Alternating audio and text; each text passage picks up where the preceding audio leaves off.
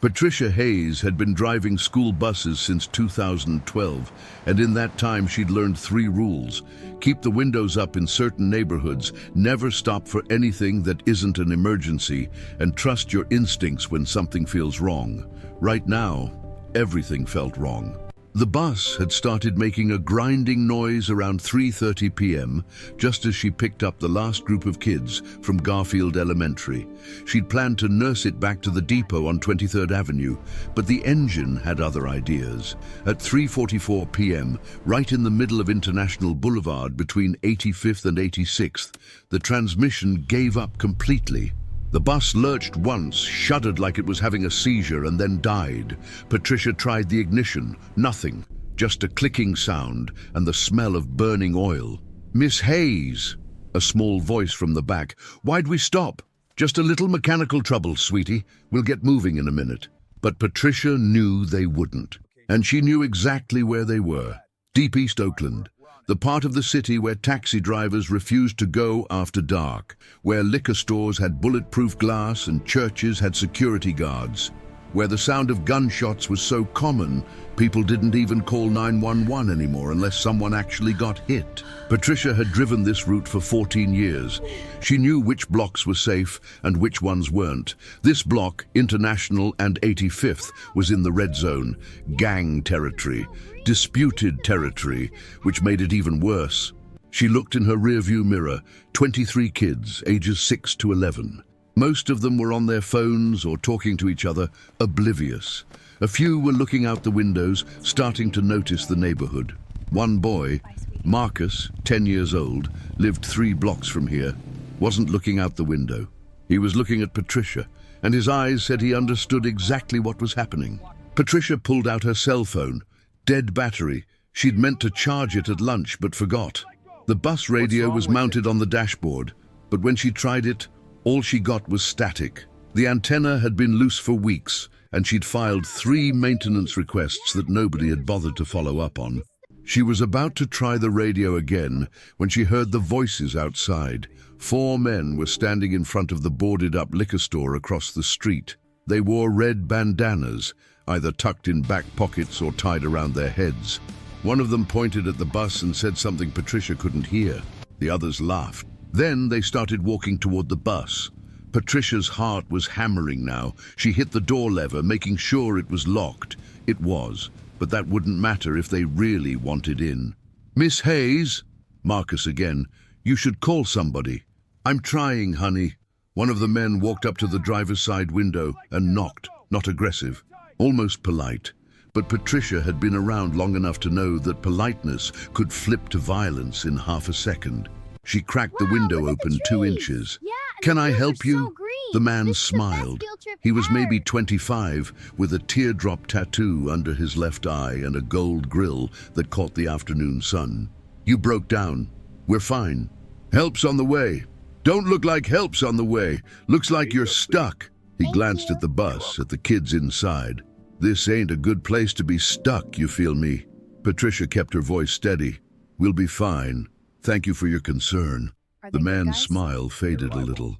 "I'm just saying, you got kids in there. And it's almost 4 o'clock. Things get busy around here after 4. He wasn't threatening her. He was warning her. And that somehow made it worse. Before Patricia could respond, she heard the sound of an engine. Deep, rumbling, unmistakable. A motorcycle. The man in the red bandana heard it too. He turned and looked down International Boulevard.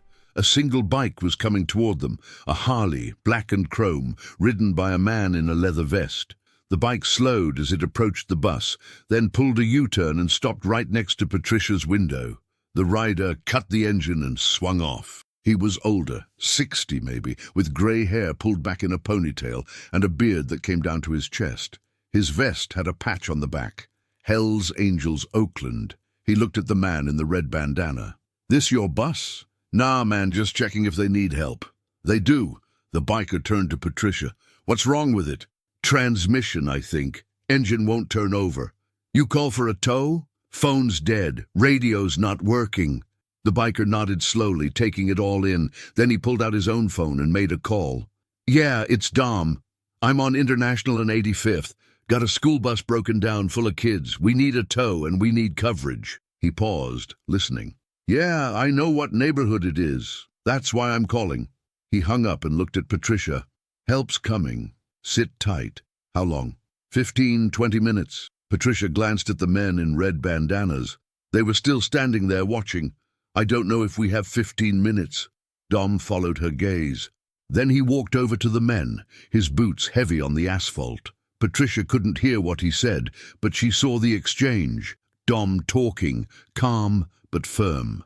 The men listening, their expressions shifting from curious to annoyed to something that looked like grudging respect. After a minute, the men walked back across the street and sat down on the curb in front of the liquor store. They didn't leave, but they weren't approaching the bus anymore either. Dom came back to Patricia's window. "They're cool. They're going to keep other people away until the tow gets here." Patricia blinked. "They're going to help, in their own way."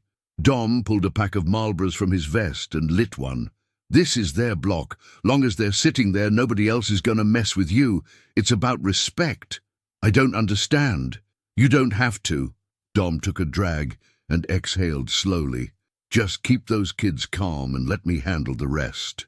5 minutes later, Patricia heard more engines. A lot of them.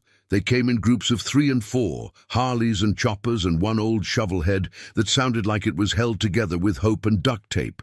Within 10 minutes, there were 15 bikes parked in a semicircle around the bus, their riders standing beside them in leather vests with the same patch, Hells Angels Oakland.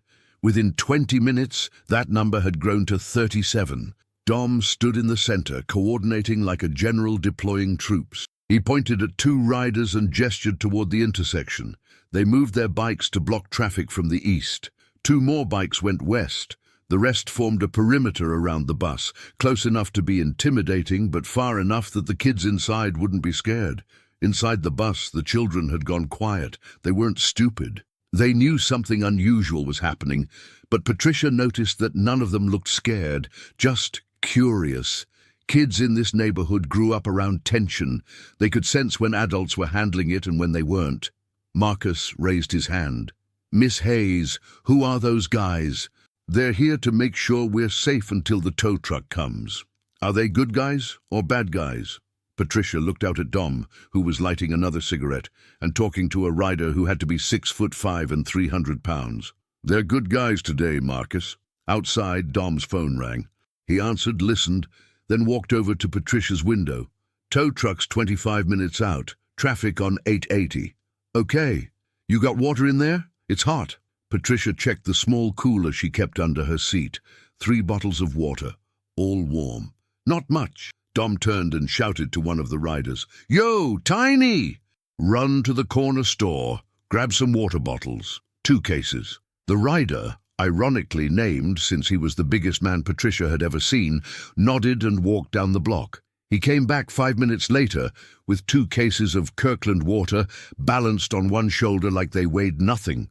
Dom opened the bus door. Patricia had unlocked it at his request and carried the cases inside. "All right, kids, it's hot. Stay hydrated." He started passing out bottles, and the kids took them silently, their eyes wide. One little girl, maybe 7 years old, looked up at Dom. "Are you a biker?" "Yeah. My mom says bikers are dangerous." Dom smiled. It was the first time Patricia had seen him smile, and it completely changed his face. "Your mom's probably right, but today we're just babysitters." The girl giggled. Dom handed her a water bottle and moved on. When he got back to the front, Patricia said quietly, "Thank you for this." "Don't thank me yet. We're not out of here." "Now what do you mean?" Dom nodded toward the north end of the block. "See those guys?" Patricia looked. 4 men in blue had appeared at the corner, standing under a bus stop shelter. They weren't doing anything, just standing, watching. "Who are they?" "Different set. This block's been disputed territory for 2 years. The guys in red," he gestured toward the liquor store, where the original 4 men were still sitting. "They're one side. The guys in blue are the other. Normally they'd be shooting at each other by now, but right now everybody's playing nice because of the kids. What happens when the tow truck gets here? We load you up and get you out. Simple. And if it's not simple, Dom met her eyes, then we make it simple. Patricia wanted to ask what that meant, but she wasn't sure she wanted to know the answer. The minutes crawled by. Inside the bus, the kids finished their water and started getting restless. A couple of them asked if they could get off and stretch their legs. Patricia said no. One boy tried to open the emergency exit in the back. Patricia had to walk down the aisle and physically stop him. "We stay inside until the tow truck comes," she said firmly. "No exceptions."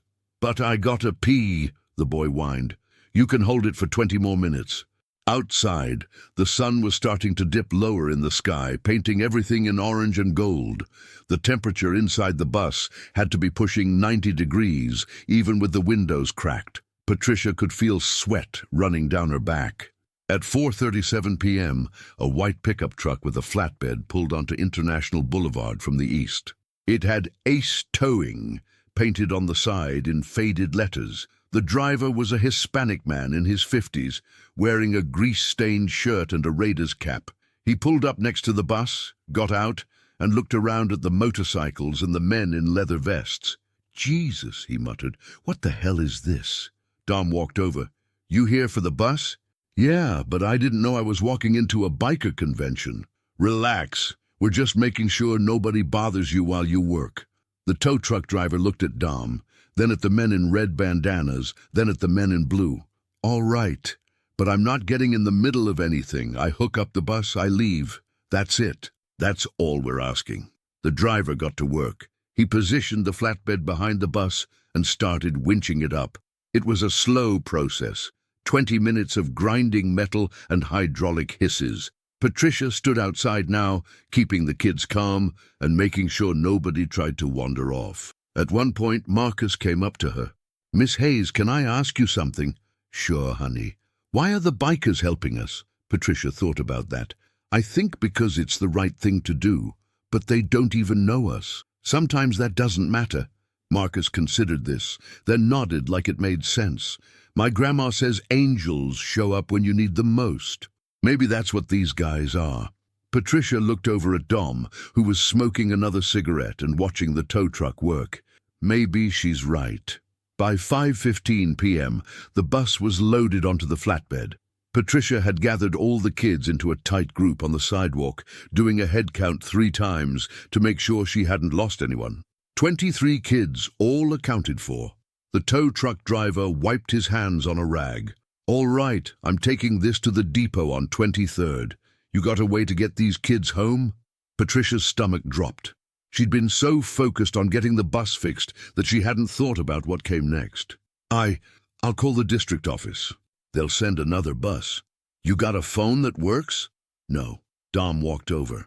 "Use mine." He handed her his phone, and Patricia dialed the district transportation line. It rang 8 times before someone picked up.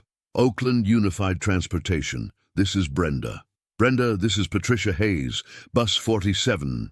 We broke down on International Boulevard. I need a replacement bus to get these kids home." There was a pause. "International and what?" 85th. Another pause, longer this time. "Patricia, we don't have any buses available right now. It's Friday, end of shift. Most drivers are already checked out." "Then what am I supposed to do?" "I've got 23 kids here. Can you call their parents, have them pick up?" Patricia closed her eyes. Half these kids came from single-parent homes where the parents were working 2 jobs. The other half had guardians who didn't own cars. "That's going to take hours." "I'm sorry, Patricia. That's the best I can do. I'll try to find a bus, but I can't promise anything before 6:30. Patricia hung up and handed the phone back to Dom. "They can't send a bus for at least 90 minutes. Dom looked at the kids, then at the darkening sky. "That's not going to work." "I know. You got a list of addresses? Where these kids live?" Patricia pulled out her clipboard. "Yeah, but they're all over East Oakland. Some are 20 blocks from here." Dom studied the list, then pulled out his phone and made a call. "Crank, it's Dom. I need a favor. We got 23 kids that need rides home. Can you round up some vans?" He listened. "Yeah, I know. I'll owe you." He hung up. "Help's coming." "What kind of help?" "The kind with 4 wheels and seat belts." 30 minutes later, 3 passenger vans pulled up. older models, but clean and well-maintained. The drivers were all Hell's Angels members, men in their 40s and 50s who looked like they'd seen everything twice. Dom divided the kids into groups based on their addresses. All right, listen up. We're going to get you home safe. Each van has 2 adults, a driver and a spotter. You stay in your seats, you wear your seat belts, and you do what they tell you. Understood? The kids nodded. A couple of them looked nervous, but most seemed okay with it. They'd spent the last 2 hours watching these men protect them. Trust had been built. Patricia climbed into the first van with 8 kids.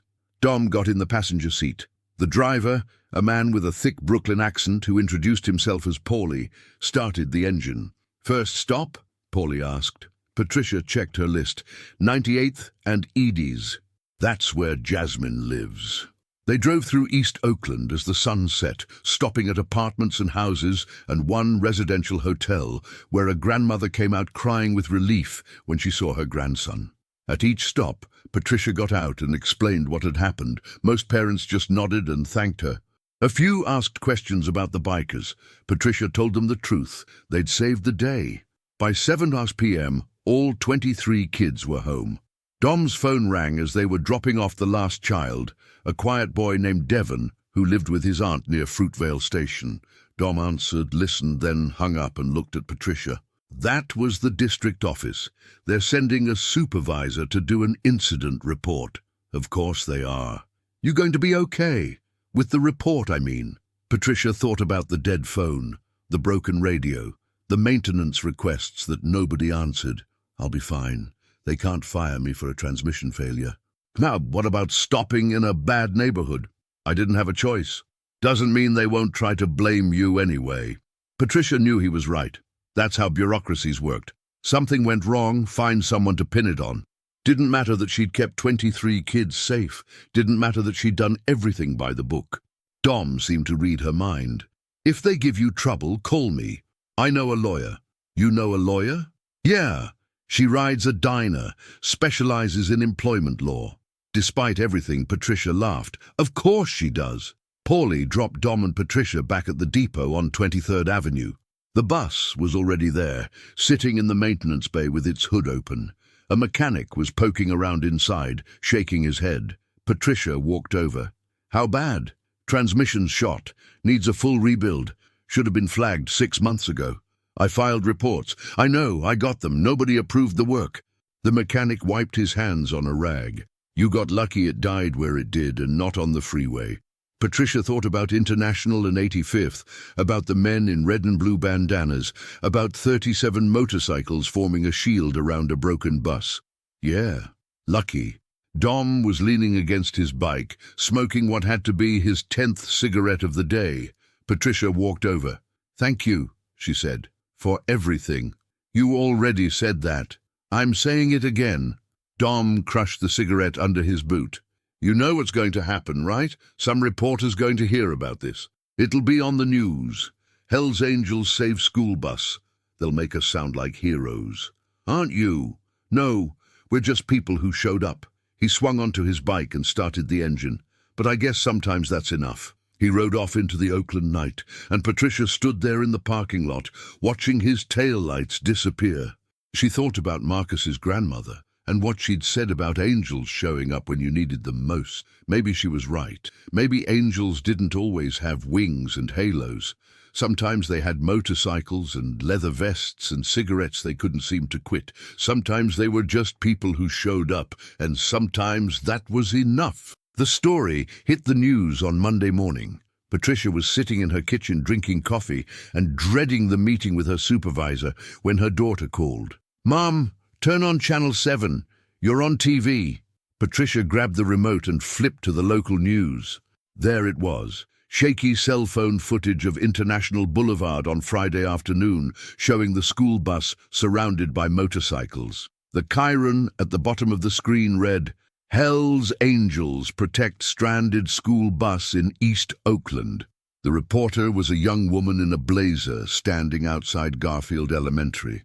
What could have been a dangerous situation turned into an unlikely rescue when members of the Hells Angels Motorcycle Club formed a protective barrier around a disabled school bus carrying 23 children. We spoke with some of the parents. The camera cut to a black woman in scrubs. Patricia recognized her as Jasmine's mother. "I don't care what people say about bikers. Those men kept my baby safe when nobody else could. That's all that matters to me." Another parent appeared on screen, a Latino man in a construction vest. "The district leaves these buses falling apart, then acts surprised when something goes wrong. If it wasn't for those bikers, who knows what could have happened?" The segment ended with a statement from Oakland Unified. "We're grateful no one was harmed. We're conducting a full review of our vehicle maintenance protocols." Patricia turned off the TV. Her phone started ringing immediately. She ignored it. By noon, the story had spread beyond local news. CNN picked it up. So did the AP wire. By evening, Dom's phone number, which someone had leaked, was getting calls from as far away as New York. Dom didn't answer any of them. He was in his garage, working on a carburetor, when Razor McKenzie called. Razor was the West Coast regional president based out of San Francisco. "You see the news?" Razor asked. "Yeah. National media's calling it a feel-good story. Bikers with hearts of gold. We didn't do it for PR." "I know, but that doesn't mean we can't use it." Razor paused. "Look, we've been trying to change the narrative about the club for years. This is an opportunity. I want you to do an interview." "Pass." "Dom," I said, "pass. We did what we did. It's done. I'm not turning it into a media circus.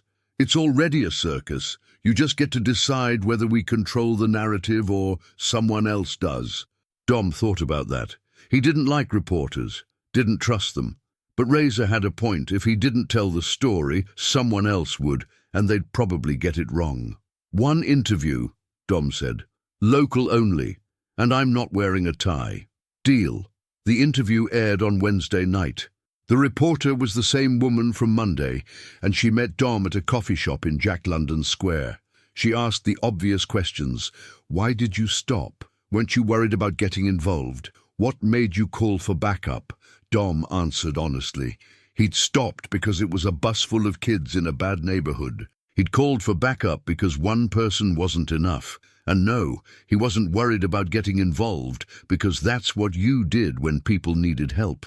"Some people might be surprised to hear that from a Hell's Angel," the reporter said. "Then they don't know many Hell's Angels. Your club has a reputation for violence, criminal activity. Some chapters have had problems. Some members have made bad choices. But that's not who we are as a whole. We're riders, we're brothers, and when someone needs help, we show up." The interview ended with Dom riding away on his Harley, the Golden Gate Bridge visible in the distance. It was corny as hell, but it worked. The comments section exploded with people defending the club, sharing their own stories of bikers helping strangers. Not everyone was happy, though. On Thursday, Patricia was called into a meeting with the district transportation director, a man named Kenneth Reeves, who wore suits that cost more than Patricia made in a month. He sat behind a desk covered in paperwork and didn't offer her a seat.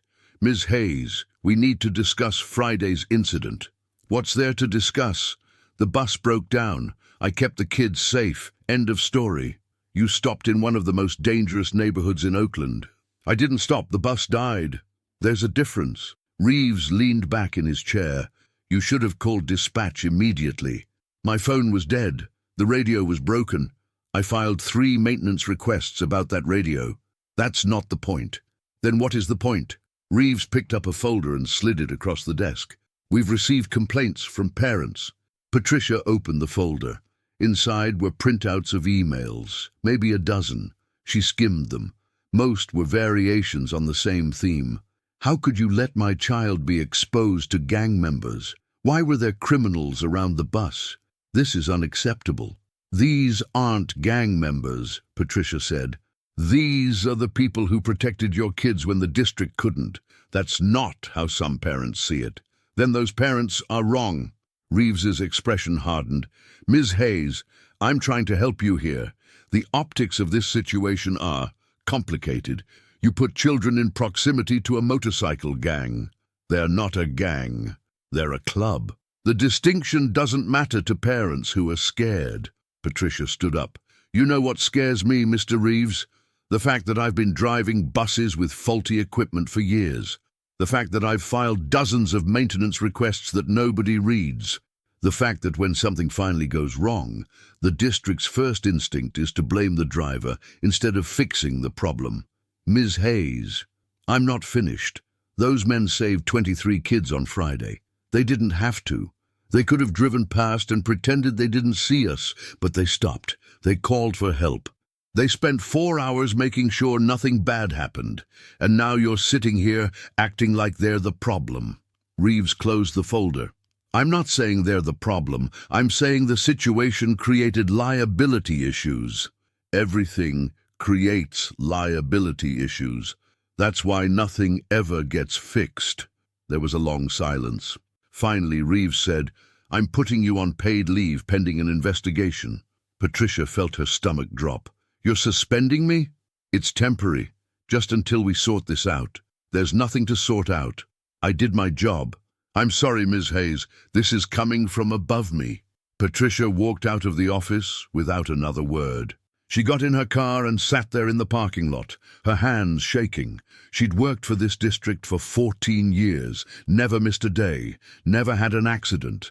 And now they were throwing her under the bus, literally, because she'd had the audacity to accept help from the wrong kind of people. She pulled out her phone and scrolled through her contacts, found the number Dom had given her on Friday night. He answered on the second ring. Yeah, it's Patricia Hayes, the bus driver. I remember. What's up? They suspended me. Paid leave, pending an investigation. There was a pause. What are they investigating? Officially. The incident, unofficially. They're trying to find a reason to fire me without admitting their equipment is garbage. You need that lawyer I mentioned? I don't know. Maybe. I can't afford. She'll work pro bono. I'll call her today. Why would she do that? Because this is bullshit, and she hates bullshit. Dom paused. Hang tight. We'll figure this out. Patricia hung up and sat in her car, watching parents pick up their kids from the elementary school across the street. She thought about Jasmine and Marcus and Devon and all the other kids who'd been on that bus. None of them had asked to be part of this. They'd just been trying to get home. And now the adults were turning it into a political mess. The lawyer's name was Diane Ruiz, and she rode a 2018 Dyna lowrider with custom exhaust that you could hear from 3 blocks away. She met Patricia at a diner in Fruitvale on Saturday morning, wearing jeans and a leather jacket with a small Hell's Angels support patch on the sleeve. Dom says you got screwed, Diane said, sliding into the booth. That's one way to put it. Tell me everything, start from Friday and don't leave anything out. Patricia told the story again, the breakdown, the neighborhood, Dom and the other riders, the vans that took the kids home. Diane took notes on a legal pad, stopping occasionally to ask questions. When Patricia finished, Diane sat back and tapped her pen against the table. Okay, here's the situation. The district is scared, not of you, of the lawsuit they think is coming. What lawsuit? The one some parent is going to file claiming their child was traumatized by being around bikers. It's bullshit. But it's the kind of bullshit that costs districts millions in settlements. So they're trying to create a paper trail that shows they took action. By suspending me. Exactly. You're the scapegoat. They fire you, they can say they held someone accountable. Meanwhile, the real problem, the fact that their buses are falling apart, gets buried. Can they do that? They can try. But here's the thing. They have to prove you did something wrong. And you didn't. You followed protocol. You kept the kids safe. The fact that you accepted help from bikers isn't a violation of any policy I can find. So, what do? Diane smiled. We go public. Not with interviews. With records. Maintenance logs. Repair requests. Incident reports. We show that the district knew these buses were unsafe and did nothing. We make them the bad guys, not you. Won't that make things worse? For them? Yes. For you? No. Because once the public sees how negligent they've been, They won't have a choice but to reinstate you. Patricia thought about it. She wasn't the kind of person who liked confrontation. She'd spent her whole career keeping her head down and doing her job. But maybe that was the problem. Maybe staying quiet was why nothing ever changed. "All right," she said. "Let's do it." Diane pulled out her phone and made a call. "Hey, it's Diane Ruiz. I've got a story for you." The exposé ran the following Wednesday in the Oakland Tribune.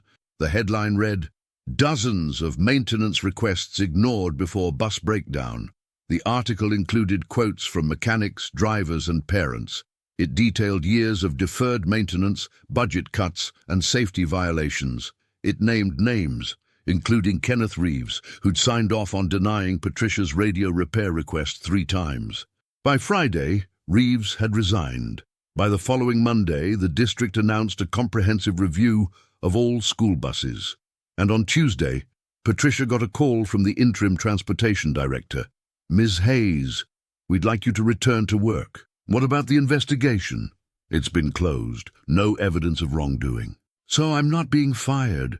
"No, ma'am, and we're issuing a public apology for the suspension." Patricia hung up and sat on her couch, staring at the wall. She should have felt relieved, vindicated, but mostly she just felt tired. Her phone buzzed. A text from Dom. "Heard the news? Drinks on me?" She smiled and texted back, "I don't drink." "Coffee then?" Same thing. They met at the same coffee shop where Dom had done his interview. He was waiting outside when she arrived, leaning against his bike. "Congratulations," he said. "For what? Keeping my job? For fighting back? Most people don't." Patricia shrugged. "I had help." "Yeah, you did. That's how it works." They went inside and ordered coffee. They didn't talk about the bus or the district or any of it. They talked about motorcycles and Oakland and the weather. Normal things. Easy things. When they finished, Dom walked her to her car. "You ever need anything, you call. Doesn't matter what it is." "Why are you doing this?"